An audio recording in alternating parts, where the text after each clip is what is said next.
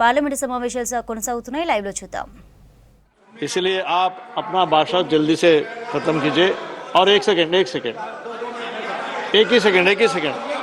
One second एक second Hooda जी एक second नहीं एक सेकंड नहीं एक सेकंड आपको एक सेकंड हुडा जी एक सेकंड रुकिए। यदि सभा की सहमति हो तो सभा की कार्यवाही आज रात 12 बजे तक बढ़ा जाएगा। है? थैंक यू, धन्यवाद। आप कंक्लूड कीजिए। केवल उन्होंने नहीं कहा, आदरणीय रक्षा मंत्री जी, केवल उन्होंने नहीं कहा, स्टैंडिंग कमेटी, क्योंकि संसदीय स्टैंडिंग कमेटीज की रिपोर्ट पर आपकी सरकार ध्यान नहीं देती। 2018 की रिपोर्ट, 2023 की रिपोर्ट क्या कह रही थी आपको? आप लगातार रक्षा बजट को घटा रहे हैं जो सही नहीं है, और रक्षा बजट को बढ़ाइए। इन 11 वर्षों में रक्षा budget as a percentage of GDP और एज अ परसेंटेज ऑफ हमारा जो budget as a percentage of GDP, इन 11 वर्षों में रक्षा बजट 2.5% से घटकर 1.9% पे आप लेके आए। और ये जो रक्षा बजट एज अ जीडीपी के प्रतिशत में, ये रक्षा बजट 1962 के युद्ध के बाद सबसे नीचे स्तर पर आप लेके आए, और स्टैंडिंग कमेटीज आपको कह रही थी कि ये सही नहीं है। रक्षा बजट आपने कम किया, अग्निवीर जैसी योजनाएं आपने लेके आए, जिसने फौज, देश की फौज पे जिसमें हमें गर्व था, उसका हमारा मानना है कि वो फौज के लिए सही नहीं थी। लेकिन उससे भी एक और दुर्भाग्यपूर्ण बात यह है कि रक्षा बजट में एयरफोर्स मॉडर्नाइजेशन के बजट में भी आपने कटौती करने का काम किया, जो राहुल जी हमारे नेता बार बार जिस बात को लेकर आपको आगाह कर रहे हैं। आज हमारे देश में 60 स्क्वाड्रन की जरूरत है, 60 स्क्वाड्रन की, जो एयर मार्शल बोल रहे हैं। 41 स्क्वाड्रन, 41.1 स्क्वाड्रन यूपीए के समय, हमारे समय मंजूर हुए थे 2011 में, मगर धरातल पे केवल 31 स्क्वाड्रन आज एयरफोर्स के हैं। और इन 31 स्क्वाड्रन में से भी कई स्क्वाड्रन ऐसे हैं जिसमें जैगुआर जैसे जहाज हैं। ये वही जैगुआर है जो पिछले 6 महीने में 3 जैगुआर जहाजों का क्रैश हुआ, जिसमें 2 हरियाणा के हमारे पायलट थे जिनको अपनी शहादत देनी पड़ी। जैगुआर के साथ सभापति महोदय, आपने इतने महत्वपूर्ण विषय पर बोलने का अवसर दिया। विशेष रूप से आभार व्यक्त करेंगे हमारे पार्टी के राष्ट्रीय अध्यक्ष। Madam one second. अध्यक्ष जी, मेरी यही मांग है कि हमारी आज हमारा सुझाव माने तो ये माने कि हमारी फौज को, हमारी एयरफोर्स को आधुनिकता से लैस किया जाए, बजट को बढ़ाया जाए। जो आज हमारी एयरफोर्स के अंदर जिस तरीके से मजबूती, आज 2 फ्रंट 3 फ्रंट वॉर की बात चल रही है। आज पाकिस्तान 82% अपने हथियार चीन से ले रहा है, तो बांग्लादेश 71% अपने हथियार चीन से ले रहा है। ऐसे में नेटवर्क, प्लेटफॉर्म हर तरीके से आधुनिकता से लैस किया जाए। अब वो ऑपरेशन सिंदूर आप कह रहे जारी है, क्रिकेट जारी मत करो ऑपरेशन सिंदूर के साथ, और करना है तो हमारी देश की फौज को मजबूत करने का आप काम करिए, हम साथ देंगे। धन्यवाद। धन्यवाद सभापति महोदय, आपने ऑपरेशन सिंदूर जैसे महत्वपूर्ण विषय पर बोलने का अवसर दिया। विशेष रूप से आभार व्यक्त करेंगे हमारे पार्टी के राष्ट्रीय अध्यक्ष श्री चिराग पासवान जी का, क्योंकि आज इस बहस में हम पहली महिला सांसद हैं जो ऑपरेशन सिंदूर पर अपना पक्ष रख रही है, ऑपरेशन सिंदूर के फेवर में बोल रही है। हमको गर्व होता है कि आज ऑपरेशन सिंदूर पर बोलने का अवसर हमको मिला, क्योंकि इतिहास में ऑपरेशन सिंदूर को स्वर्णिम अक्षरों में लिखा जाएगा, क्योंकि विश्व स्तर पर इसने एक न्यू नॉर्मल को स्थापित किया है भारत के लिए। ये न्यू नॉर्मल की जो नींव है वो सदियों पहले रामचरितमानस में लिख दी गई थी, जिसकी चौपाई है, बिनय न मानक जल्द ही जड़ गए 3 दिन बीत, बोले राम सकोप तब भय बिनु होए न प्रीत। इसका अर्थ ये है कि बिनय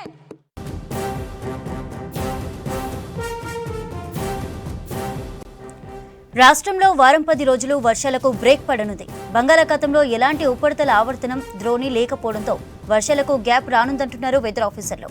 మొన్నటి వరకు రాష్ట్ర వ్యాప్తంగా ఎడతెరిపి లేకుండా వర్షాలు పడ్డాయి. దీంతో ప్రాజెక్టులకు వరద కొనసాగుతోంది. వర్షాలతో సాగు పనులు ఊపందుకున్నాయి. వానలకు ముందు వరకు లోటు వర్షపాతం నుంచి చాలా జిల్లాలు బయటపడ్డాయి. ఇప్పటికీ రాష్ట్రంలో 1% లోటు కొనసాగుతోంది. 16 జిల్లాల్లో లోటు వర్షపాతం ఉండగా 17 జిల్లాల్లో సాధారణం, అంతకంటే ఎక్కువ వర్షపాతం రికార్డైంది. అత్యధికంగా నిర్మల్ జిల్లాలో 48%, మేడ్చల్ మల్కాజ్గిరిలో 31%, మంచిర్యాలలో 30%, హైదరాబాద్లో 15% లోటు కొనసాగుతోంది. మహబూబ్ నగర్లో 50% అత్యధిక వర్షపాతం, నారాయణపేటలో 38%, నాగర్ కర్నూల్లో 37% అత్యధిక వర్షపాతం రికార్డైంది. రాష్ట్రంలో వారం 10 రోజులు వర్షాలకు బ్రేక్ పడనుంది. బంగాళాఖాతంలో ఎలాంటి ఉపరితల ఆవర్తనం ద్రోణి లేకపోవడంతో వర్షాలకు గ్యాప్ రానుందంటున్నారు వెదర్ ఆఫీసర్స్. మొన్నటి వరకు రాష్ట్ర వ్యాప్తంగా ఎడతెరిపి లేకుండా వర్షాలు పడ్డాయి. దీంతో ప్రాజెక్టులకు వరద కొనసాగుతోంది. వర్షాలతో సాగు పనులు ఊపందుకున్నాయి. వానలకు ముందు వరకు లోటు వర్షపాతం నుంచి చాలా జిల్లాలు బయటపడ్డాయి. ఇప్పటికీ రాష్ట్రంలో 1% లోటు కొనసాగుతోంది. 16 జిల్లాల్లో లోటు వర్షపాతం ఉండగా 17 జిల్లాల్లో సాధారణం, అంతకంటే ఎక్కువ వర్షపాతం రికార్డైంది. అత్యధికంగా నిర్మల్ జిల్లాలో 48%, మేడ్చల్ మల్కాజ్గిరిలో 31%, మంచిర్యాలలో 30%, హైదరాబాద్లో 15% లోటు కొనసాగుతోంది. ఇక మహబూబ్ నగర్లో 50% అత్యధిక వర్షపాతం, నారాయణపేటలో 38%, నాగర్ కర్నూల్లో 37% అత్యధిక వర్షపాతం రికార్డైంది. నాగార్జునసాగర్ గేట్లు రేపు ఓపెన్ కానున్నాయి. ఉదయం 9 గంటలకు మంత్రి ఉత్తమ్ కుమార్ రెడ్డి గేట్లను ఎత్తనున్నారు. 6 గేట్లను 5 అడుగుల మేర ఎత్తి దిగువకు నీటిని రిలీజ్ చేశారు. ఎగువ నుంచి భారీగా వరద వస్తుండటంతో సాగర్ నిండుకుండలా మారింది. సాగర్ నిండటంతో ఆయకట్టు రైతులు సంతోషం వ్యక్తం చేస్తున్నారు.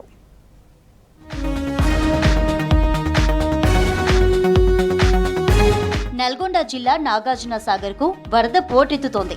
ఎగువన ఉన్న శ్రీశైలం నుంచి భారీగా వరద వచ్చి చేరుతోంది. 1.5 క్యూసెక్ల ఇన్ఫ్లో వస్తోంది. దీంతో నాగార్జునసాగర్ ప్రాజెక్టు నిండు కుండను తలపిస్తోంది. రేపు నాగార్జునసాగర్ గేట్లు ఓపెన్ కానున్నాయి. మంత్రి ఉత్తమ్ కుమార్ రెడ్డి గేట్లను ఓపెన్ చేయనున్నారు. రేపు ఉదయం 9 గంటలకు 6 క్రస్ట్ గేట్లను 5 అడుగుల మేర ఎత్తి నీటిని దిగువకు విడుదల చేయనున్నారు. ప్రాజెక్టు పూర్తిస్థాయి నీటి మట్టం 590 అడుగులు కాగా ప్రస్తుతానికి 583 అడుగులకు పైగా వరద చేరింది. జల విద్యుత్ కేంద్రంలో విద్యుత్ ఉత్పత్తి ప్రారంభించారు. సాగర్ నుంచి శ్రీశైలంలో లెవెల్ కెనాల్ కు సాగునీటిని విడుదల చేశారు అధికారులు. వరద కాల్వతో జిల్లాలోని 50,000 ఎకరాలకు 120 రోజుల పాటు సాగునీరు అందించనున్నారు. సాగర్ జలాశయం నుంచి ఎడమ కుడి కాలువలకు నీటిని రిలీజ్ చేశారు. విద్యుత్ ఉత్పత్తి కోసం 28,826 క్యూసెక్లు, హైదరాబాద్ జంట నగరాల తాగునీటి అవసరాలకు 1,800 క్యూసెక్లు వదులుతున్నారు. మొత్తంగా నాగార్జునసాగర్ నుంచి 37,000 క్యూసెక్లకు పైగా అవుట్ఫ్లో కొనసాగుతోంది. కర్ణాటక, మహారాష్ట్రల్లో కురిసిన భారీ వర్షాలతో శ్రీశైలం, సుంకేశుల, జూరాలకు భారీగా వరద పోటెత్తుతోంది. దీంతో మహారాష్ట్రలోని కోయినా, రాజాపూర్ బ్యారేజీల నుంచి భారీగా అవుట్ఫ్లో ఉంది. శ్రీశైలానికి 1,00,000 క్యూసెక్లకు పైగా వరద వచ్చి చేరుతోంది. దీంతో వచ్చిన నీటిని వచ్చినట్లు రిలీజ్ చేస్తుండటంతో నాగార్జునసాగర్ నిండుకుండలా మారింది. నాగార్జునసాగర్ పూర్తి నీటి మట్టానికి చేరుకుంటుండటంతో ఆయకట్టు రైతులు ఆనందం వ్యక్తం చేస్తున్నారు. సాగర్ నీటితో ఈసారి 2 పంటలు పండుతాయంటున్నారు. కరీంనగర్ జిల్లా శంకరపట్నంలోని కలవల ప్రాజెక్టు 2 ఏళ్ల కింద గండిపడింది. ఇప్పటి వరకు మరమ్మతులు చేయకపోవడంతో రైతుల సాగు ఆశలకు గండి పడుతోంది. పూర్తి స్థాయిలో రిపేర్లు లేక కట్ట బలహీనపడి పదే పదే తెగుతుందంటున్నారు. 2 రోజుల క్రితం కురిసిన భారీ వర్షానికి టెంపరీగా చేసిన ఇసుక బస్తాలు కొట్టుకుపోయి సాగునీరంతా వృధాగా బయటకు పోతోంది. దీంతో ప్రాజెక్టుపై ఆధారపడిన శంకరపట్నం, వీనవంక మండలాల్లోని 10,000 ఎకరాల భూముల రైతులు ఆందోళన చెందుతున్నారు. కరీంనగర్ జిల్లాలో ప్రధాన సాగునీటి ప్రాజెక్టులలో కల్వల ఒకటి. దీని కింద శంకరపట్నం, వీనవంక, జమ్మికుంట మండలాలకు సాగునీరుతో పాటు తాగునీరు అందుతుంది. శంకరపట్నం మండలంలోని గద్దపాక, కాజాపూర్ గ్రామాల మధ్యలో కల్వల ప్రాజెక్టు ఉంది. అయితే ఈ ప్రాజెక్టుపై గత ప్రభుత్వం నిర్లక్ష్యం వహించింది.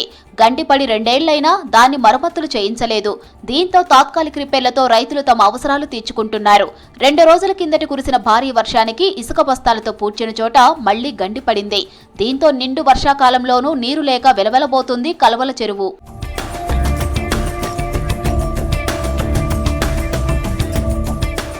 3 మండలాల్లో 74 ఏళ్లుగా 10,000 ఎకరాల ఆయకట్టుకు వరప్రధానిగా మారిన కల్వల ప్రాజెక్టు భవిష్యత్తు ఇప్పుడు ప్రశ్నార్థకంగా మారింది. 2023 జూలై నెలలో భారీ వర్షాలకు ఈ ప్రాజెక్టు మత్తడి తెగిపోయింది. ఈ చెరువులోకి హుస్నాబాద్, మానకొండూరు నియోజకవర్గాల నుండి భారీ ఎత్తున వరదలు రావడంతో చెరువు గండిపడింది. గండిపడిన తరువాత అప్పటి ప్రభుత్వం తాత్కాలిక మరమ్మత్తు చేసింది.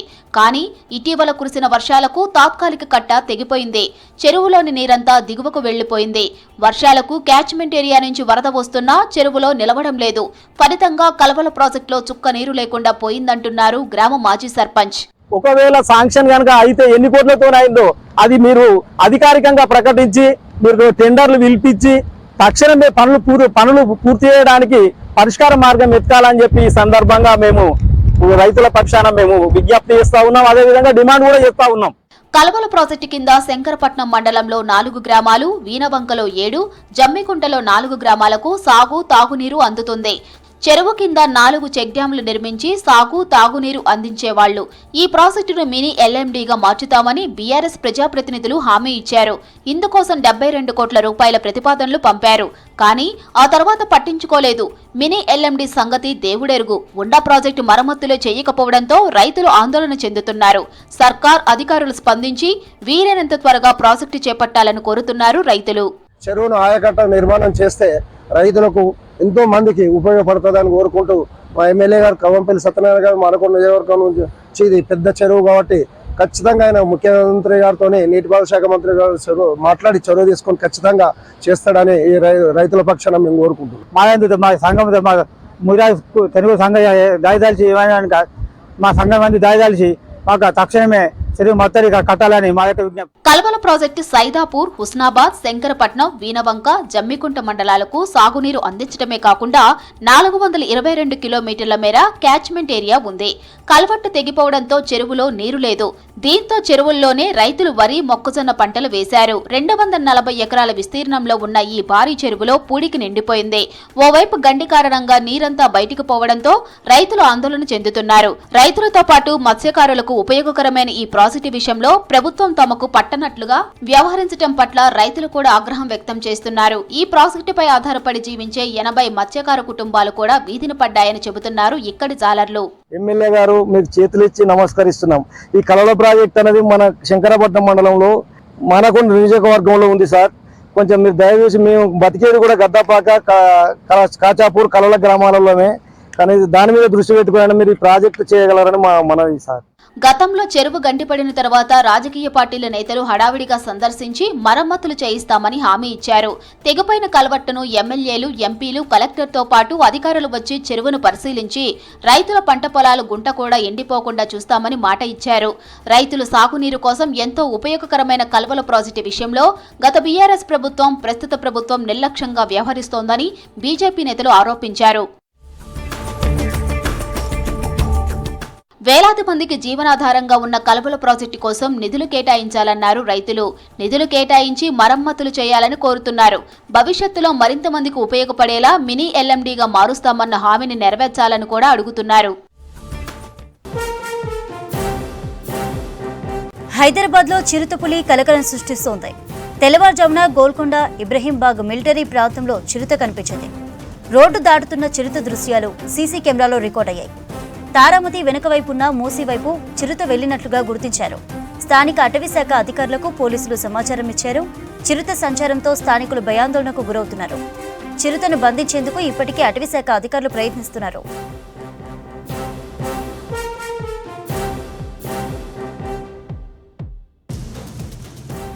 హైదరాబాద్లో చిరుతపులి కలకలం సృష్టిస్తోంది. తెల్లవారుజామున గోల్కొండ ఇబ్రహీంబాగ్ మిలిటరీ ప్రాంతంలో చిరుత కనిపించింది. రోడ్డు దాటుతున్న చిరుత దృశ్యాలు సీసీ కెమెరాలో రికార్డ్ అయ్యాయి. తారామతి వెనుక వైపున్న మూసీ వైపు చిరుత వెళ్లినట్లుగా గుర్తించారు. స్థానిక అటవీశాఖ అధికారులకు పోలీసులు సమాచారం ఇచ్చారు. చిరుత సంచారంతో స్థానికులు భయాందోళనకు గురవుతున్నారు. చిరుతను బంధించేందుకు ఇప్పటికే అటవీశాఖ అధికారులు ప్రయత్నిస్తున్నారు.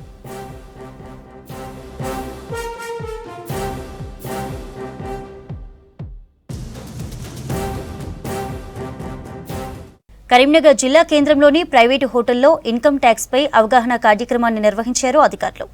ఆదాయ పన్ను పత్రాల దాఖలులో తీసుకోవాల్సిన జాగ్రత్తలను ప్రజలకు వివరించారు income tax additional director Shankar Pandey. Form 60-61 ప్రాముఖ్యత, అవసరం గురించి తెలిపారు. ఫామ్ 60-61 సమర్పించడానికి పాటించాల్సిన నిబంధనలు, గడువు తేదీని తెలిపారు. కార్యక్రమంలో ఉమ్మడి జిల్లాకు చెందిన ఆసుపత్రుల యాజమాన్యాలు, జ్యువెలరీ, ఇతర వ్యాపారులు పాల్గొన్నారు. Making you understand what is your role in the reporting functionality. So this is basically a stakeholder meeting you can consider, or it's a meeting of a brotherhood you can consider. It is not that you are a taxpayer, we are a collecting agency. This is not a place we are here for that purpose. So this is a place where both of us has to cooperate to build a better income tax reporting system. So that is the main motto of this program.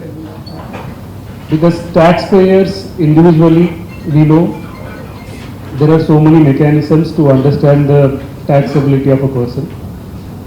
Government of India has brought in so many methodologies through TDS.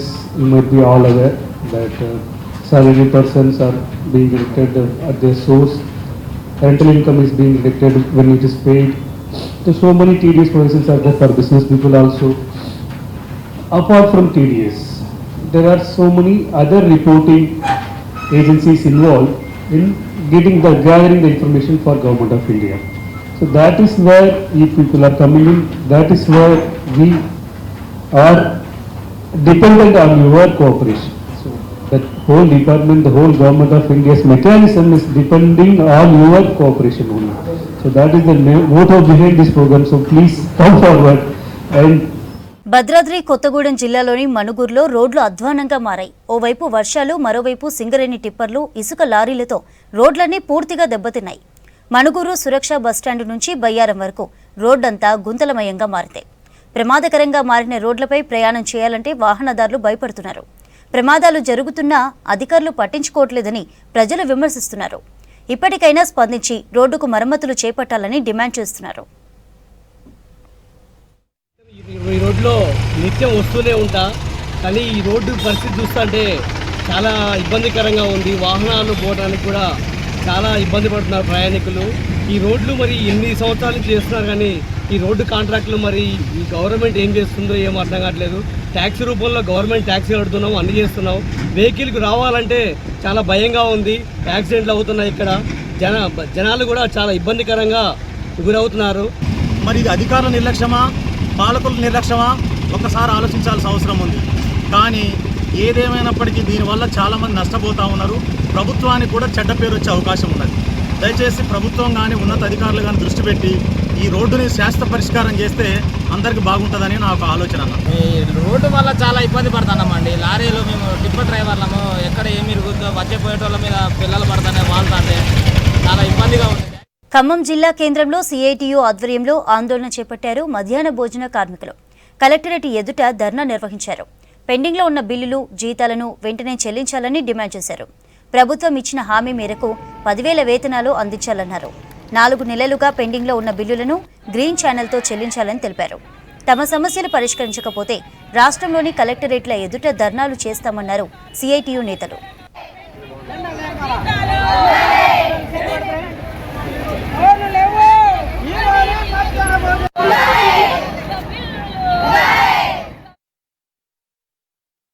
గత పాలకుల నిర్లక్ష్యం నల్గొండ జిల్లా రైతుల పాలిట శాపంగా మారింది. శేషిలేటి వాగు feeder పనులు దశాబ్దాలుగా పూర్తి కాకపోవడంతో బీడు భూములు సాగులోకి రావడం లేదు. భూములున్నా నీరు లేక సాగు చేసుకోలేకపోతున్నామంటున్నారు. అధికారాలు, ప్రభుత్వాలు మారినా ఫీడర్ ఛానల్ పనులు మాత్రం అడుగు కూడా ముందుకు పడకపోవడంపై V6 న్యూస్ స్పెషల్ రిపోర్ట్.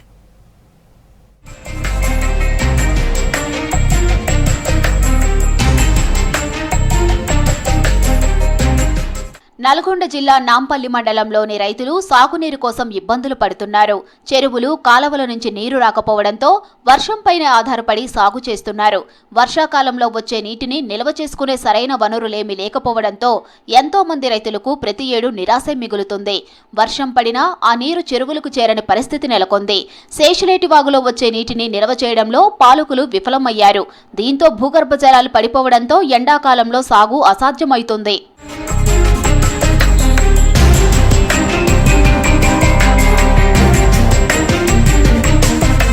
శేషలేటి వాగు మర్రిగూడ మండలంలో ప్రారంభమై నాంపల్లి మండలంలోని దామెర, నెమ్మెల్లగూడెం, పెద్దాపురం, రామదాస్ తండా, చామల్లపల్లి, గానుగుపల్లి గ్రామాల మీదుగా ప్రవహిస్తుంది. గుర్రెంపోడు మండలంలోని చేపూరు చెరువులో కలుస్తుంది. Zero tolerance of terrorism, and two, the right to defend our people against terrorism.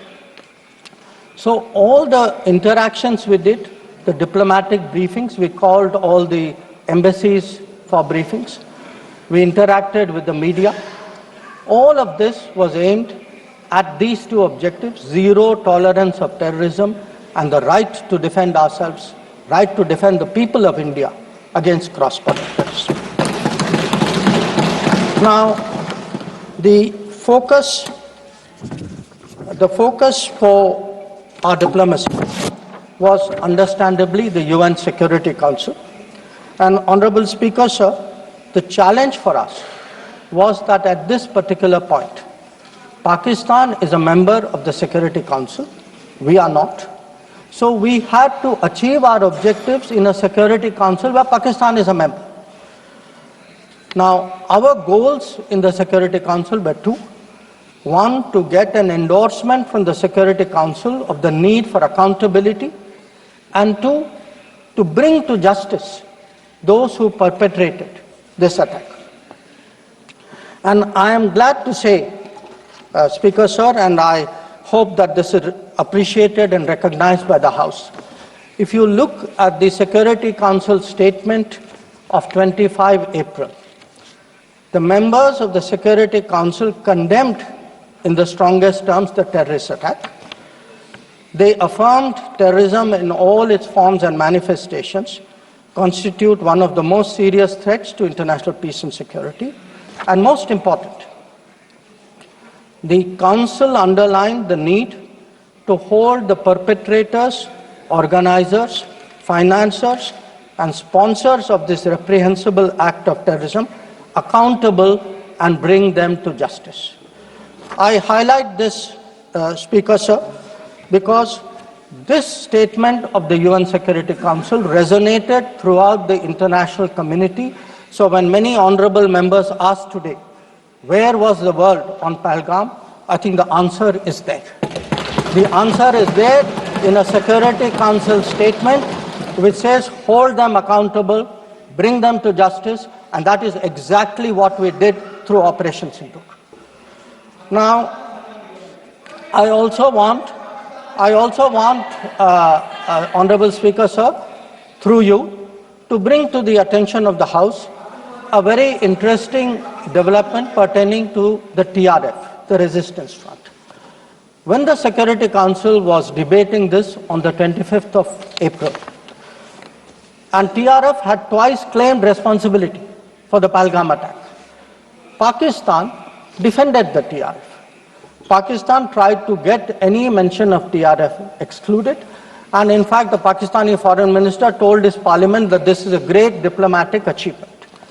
Now, I mention it because today, again thanks to our diplomacy, the TRF has been designated as a global terrorist organization by the US government, and the same Pakistani foreign minister who took so much pride saying I defended the TRF says, well, now if the US has done this, we accept it.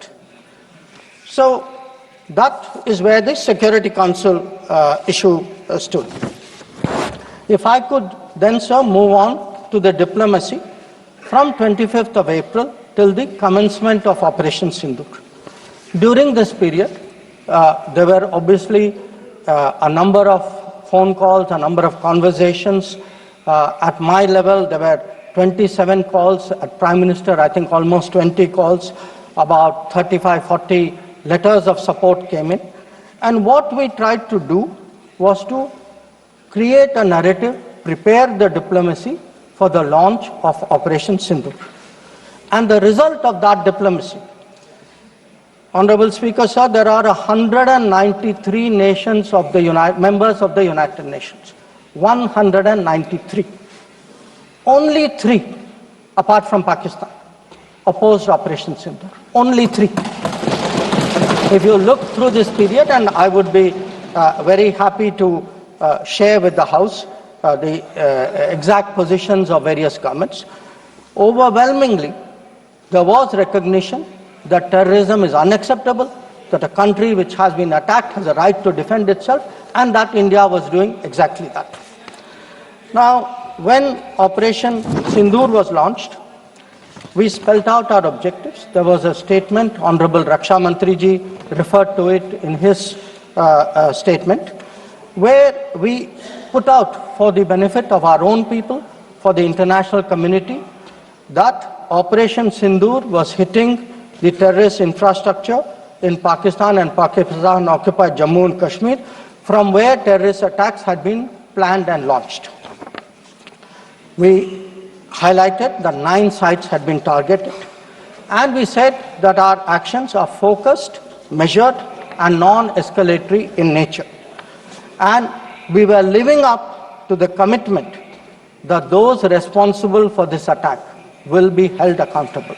This was a commitment which was endorsed by the UN Security Council thanks to our diplomacy. It was a commitment made by the Prime Minister to the people of India that we would hit those symbols, those sites, those planning places. So today, when I hear many questions from across the aisle, I want to say, which one of you imagined that Bhavalpur and Muridke would be brought down the way it was? Which one of you thought it? When did you even think of it during your tenure? Did it even cross your mind? In fact, on the contrary, you ruled it out after 26/11. So, I think our objectives were very clear.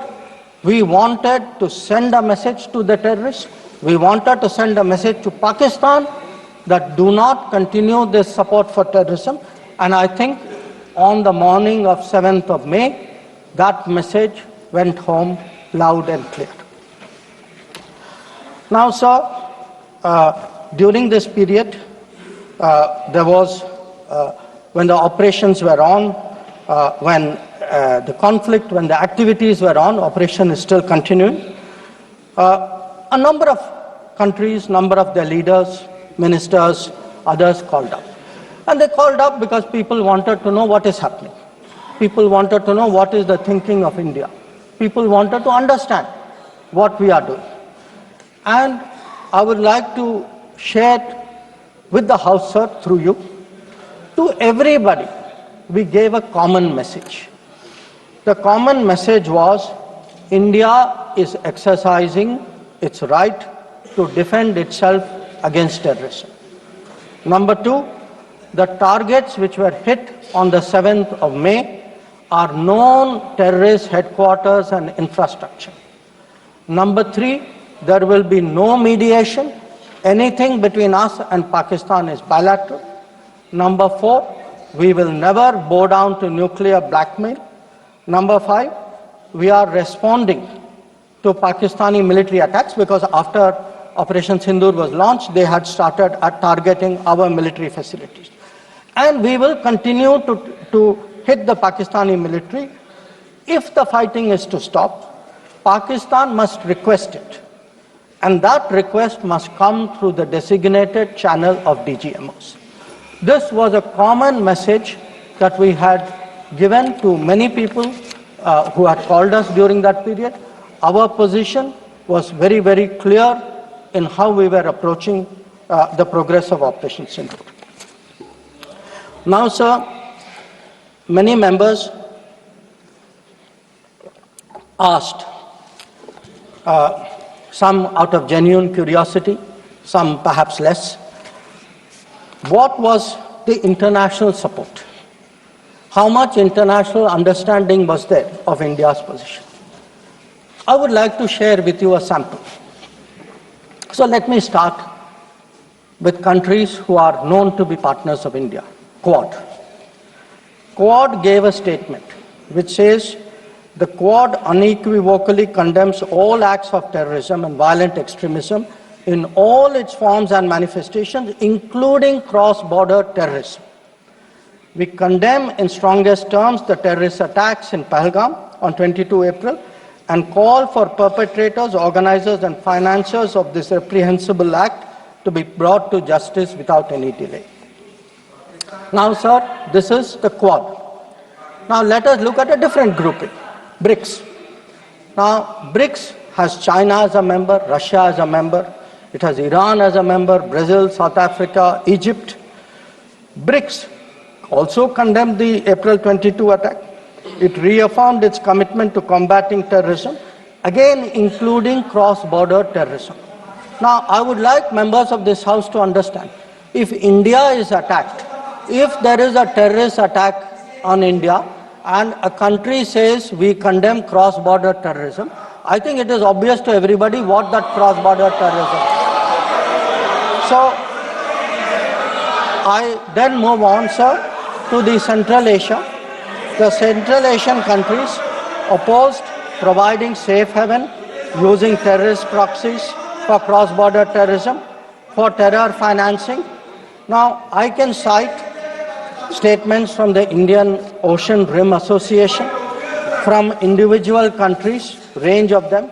President Putin, for example, has said, he wrote to our president and said this brutal crime has no justification whatsoever and its perpetrators will face a deserved punishment. The president of Paraguay has said that he expresses solidarity and recognized India's legitimate right to self-defense. So the main point, the common thread, sir, which I would like to bring out is that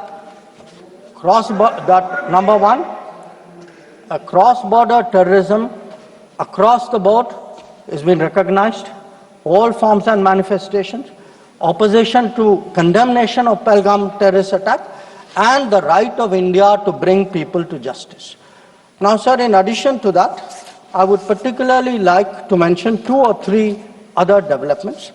One, the American designation of TRF. On the 17th of July, the Department of State designated TRF as a foreign terrorist organization and a specially designated global terrorist.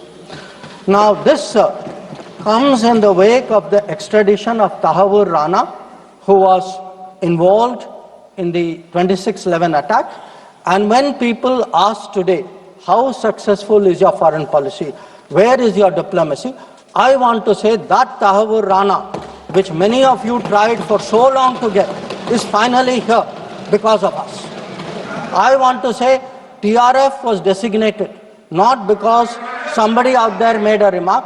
TRF was designated as a global terrorist organization because our diplomacy persuaded another country to do that. Now, our strong stance has resonated across the world. I was some time ago in Germany, and standing next to me, the German foreign minister said, India has every right to defend itself against terrorism, and Germany will support this fight against terrorism. Similar position has been taken by France, similar position has been taken by the European Union.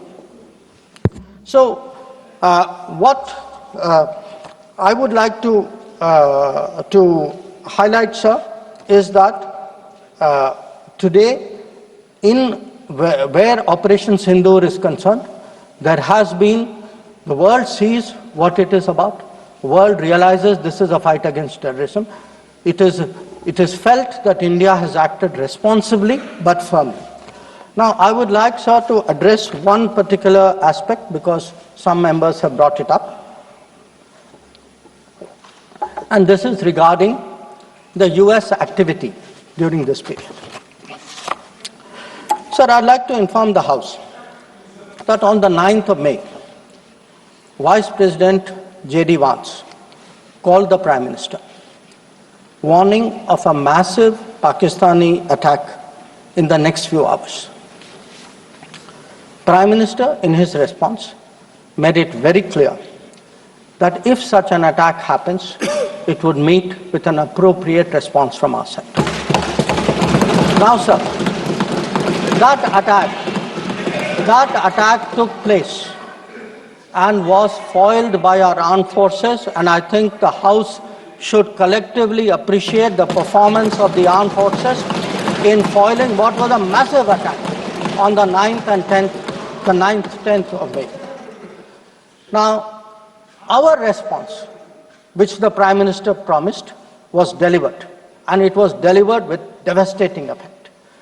I don't have to say anything. Every member has seen satellite pictures of Pakistani airfields. You can see from the state of those airfields, which shown by the pictures, what was our answer. Now, on the 10th of May, we received phone calls sharing the impression of other countries that Pakistan was ready to cease the fighting. Our position was, if Pakistan was ready, we needed to get this as a request from the Pakistani side through the DGMO channel. That is exactly how that request came. Now, I want to make two things very clear, sir. One, at no stage in any conversation with the United States was there any linkage with trade and what was going on. Secondly, there was, please listen. Secondly, there was no call between the Prime Minister and President Trump from the 22nd of April when President Trump called up to convey his sympathy and the 17th of June when he called up Prime Minister in Canada to explain why he could not meet. So I would again, मैं इसको दोहराता हूँ, 22 अप्रैल से 17 जून तक। माननीय अध्यक्ष जी, मेरी एक बात की आपत्ति है, भारत देश का शपथ लिया हुआ विदेश मंत्री यहाँ स्टेटमेंट कर रहा है, उस पर भरोसा नहीं है, उनको किसी और देश पर भरोसा है। मैं समझ सकता हूं उनकी पार्टी में विदेश का महत्व क्या है, मगर इसका मतलब ये तो नहीं है पार्टी की सारी चीजें यहां सदन में आकर थोपे। भारत के विदेश मंत्री पर भरोसा नहीं करोगे? ओथ लिया हुआ व्यक्ति यहां पर बोल रहा है, ही इज रिस्पॉन्सिबल। माननीय अध्यक्ष जी, इसीलिए ये वहां बैठे हैं और 20 साल तक वहीं बैठने वाले हैं।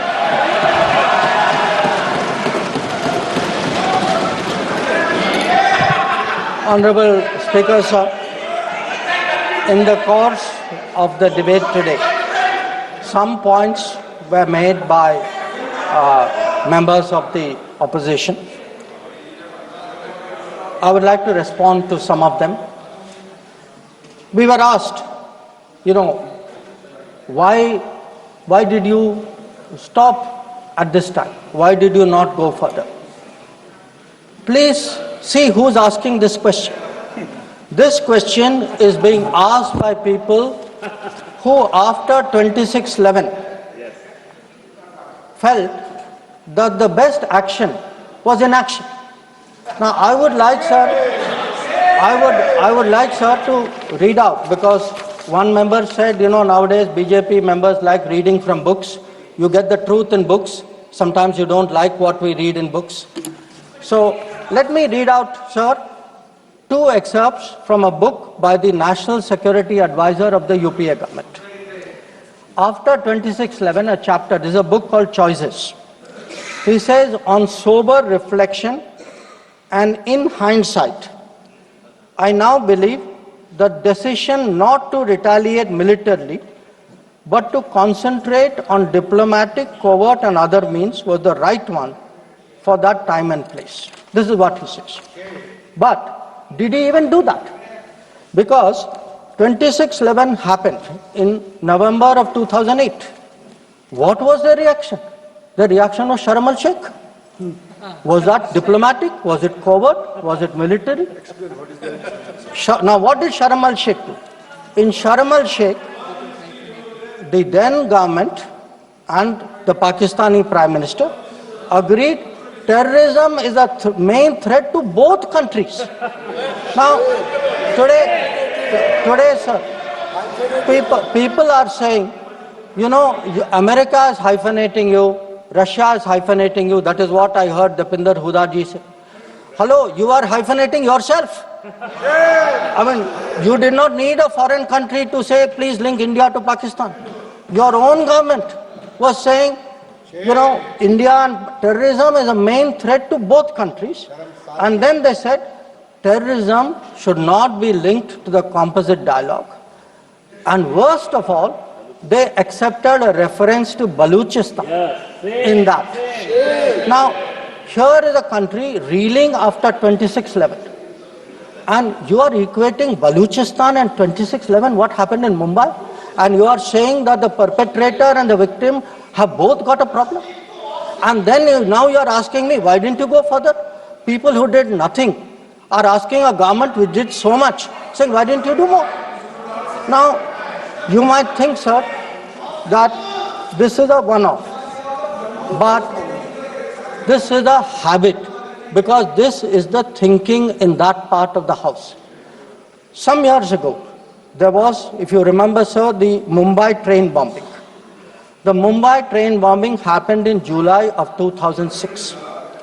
In September of 2006, 3 months after the Mumbai train bombing, at Havana, the UPA government, with its Pakistani counterpart, condemns all acts of terrorism as though we are both again equal, and agrees that it's a scourge that we need to effectively deal with together. And then they directed again resumption of dialogue.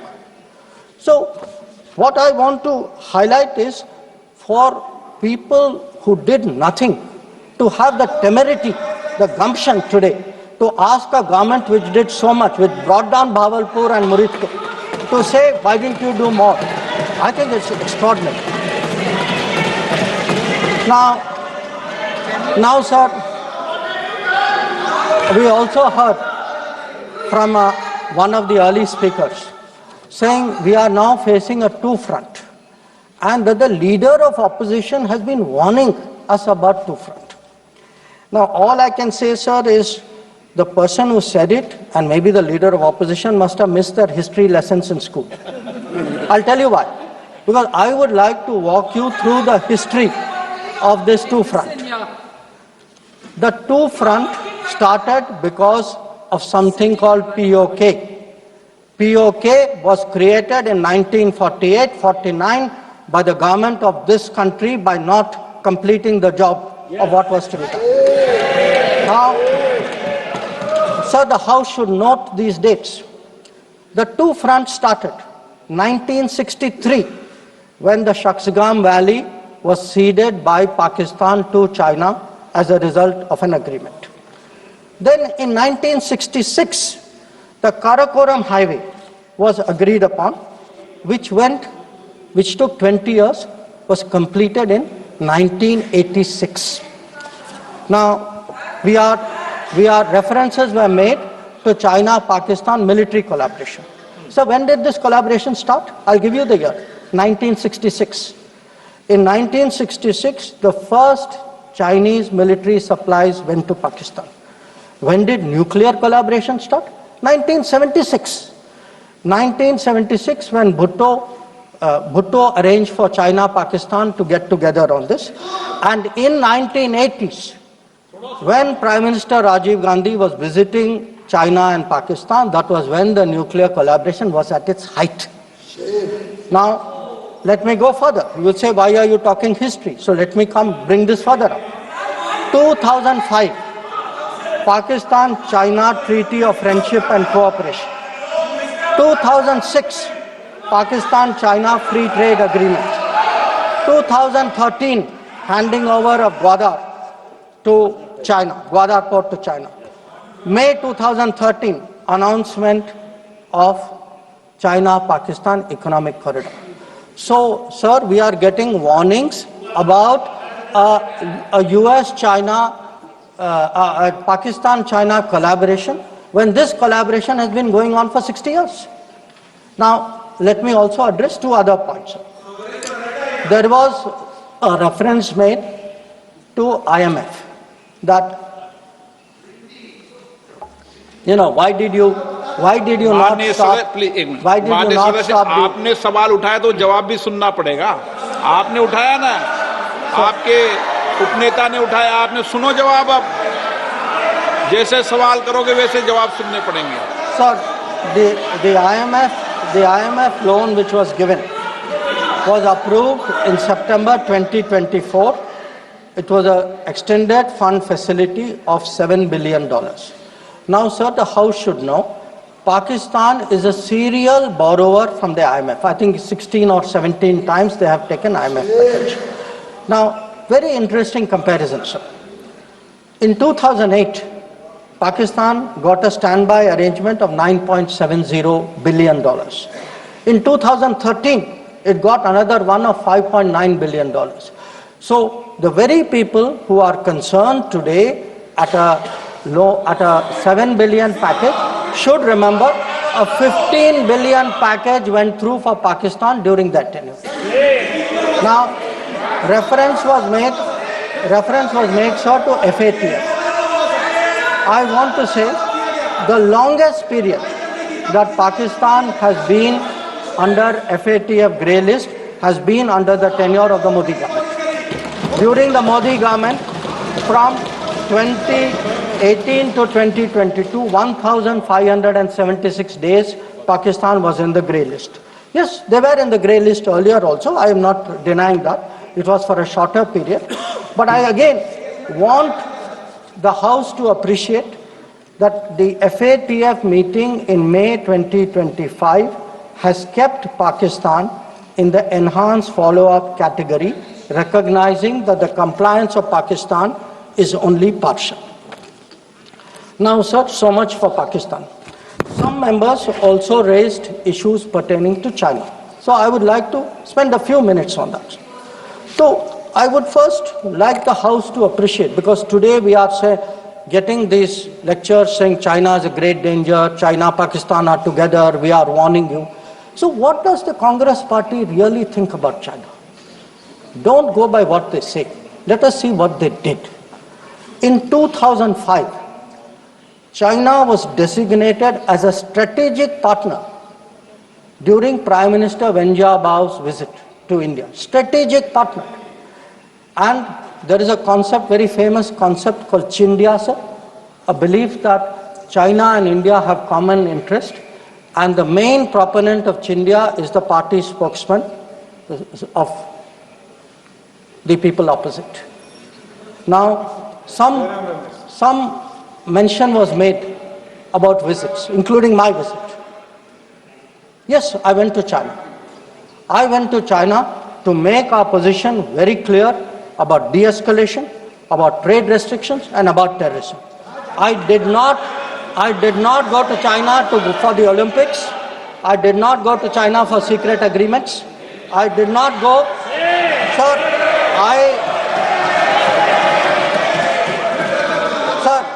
Sir, the House should know that people were watching Olympics when China was issuing stapled visas for people from Arunachal Pradesh and Jammu and Kashmir. This is the reality of China. Now, let me really tell you, sir, how is the relationship with China. Some years ago, विदेश मंत्री जी को संरक्षण देना चाहिए। उनके speaker जब बोल रहे थे, हम पूरे धैर्य से सुने। मैं बताऊंगा कितनी असत्य बातें बोली गई कल, परंतु फिर भी असत्य को भी हम हलाहल समझकर पी गए। अब ये सत्य भी नहीं सुन पाते हैं। माननीय अध्यक्ष जी, मुझे लगता है आपको प्रोटेक्शन देना चाहिए। बैठे बैठे टोका टोकी करना सबको आता है, ऐसा नहीं हमें नहीं आता, मगर इतने गंभीर विषय पर चर्चा जब हो रही है तो सरकार के प्रमुख विभाग के मंत्री को बोलते हुए बैठे बैठे टोकना ये विपक्ष को शोभा देता है क्या? मान्यवर, आपने बिल्कुल उनको आग्रह से कहना चाहिए, वरना हम भी हमारे मेंबर को बाद में समझा नहीं पाएंगे।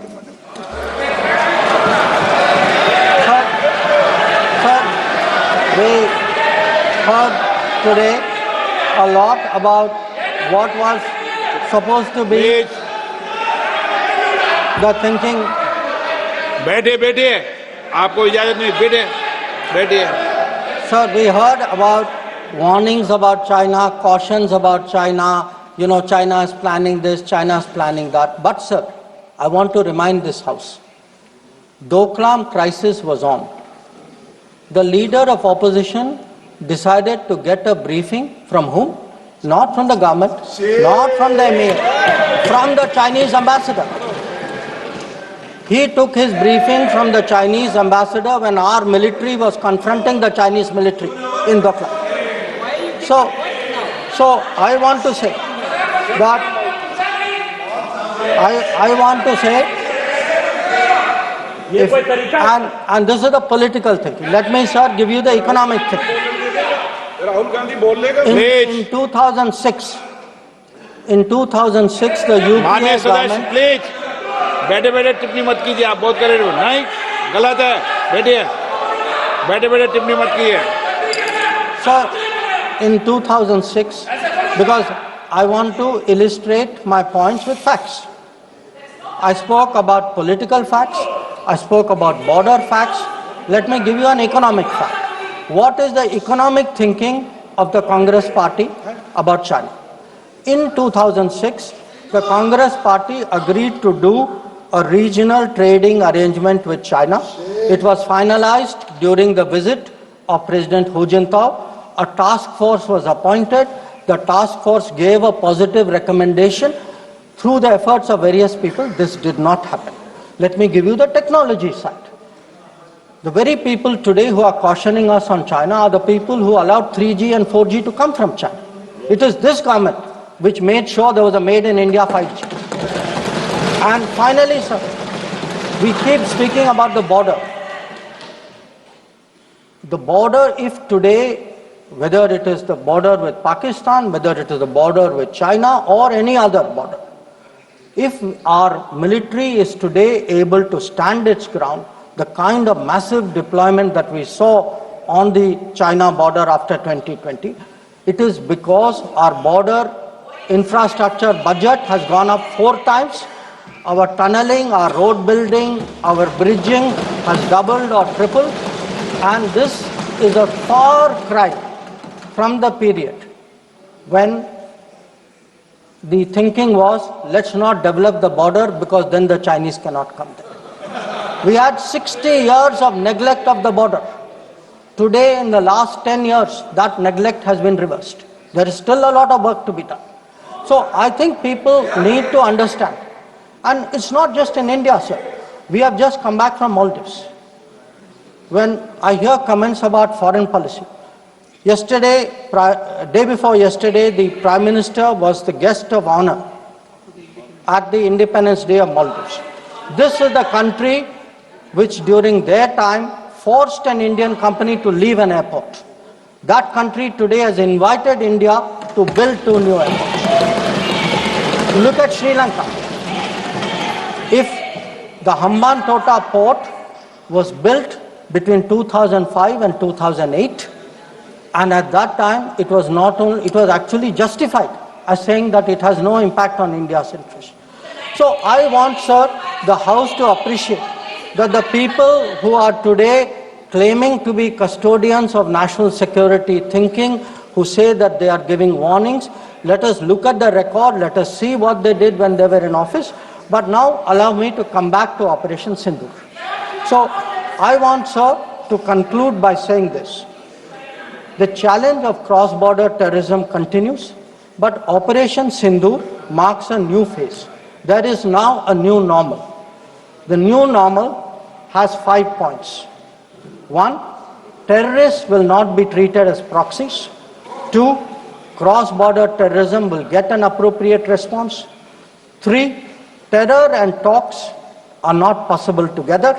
There will only be talks on terror. 4, not yielding to nuclear blackmail. And finally, terror and good neighborliness cannot coexist. Blood and water cannot flow together. This is our position. So let me conclude, sir, by recognizing the role which this body and the upper house has played during this period in explaining our national position and our national interest on Operation Sindoor.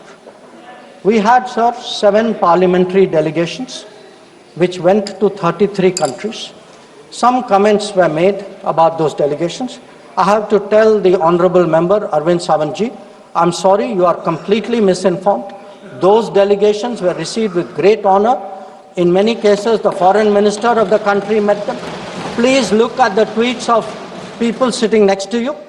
That itself will tell you. And इनके बगल वालों से पूछ ले जानकारी. Sir, these 7 delegations, the delegation led by Ravi Shankar Prasad ji, by Shashi Tharoor ji, by Baijan Panda ji, by Sanjay Kumar Jha ji, by Kannimori ji, by Supriya Sule ji, and by Shrikant Eknath Shinde ji. So these 7 delegations did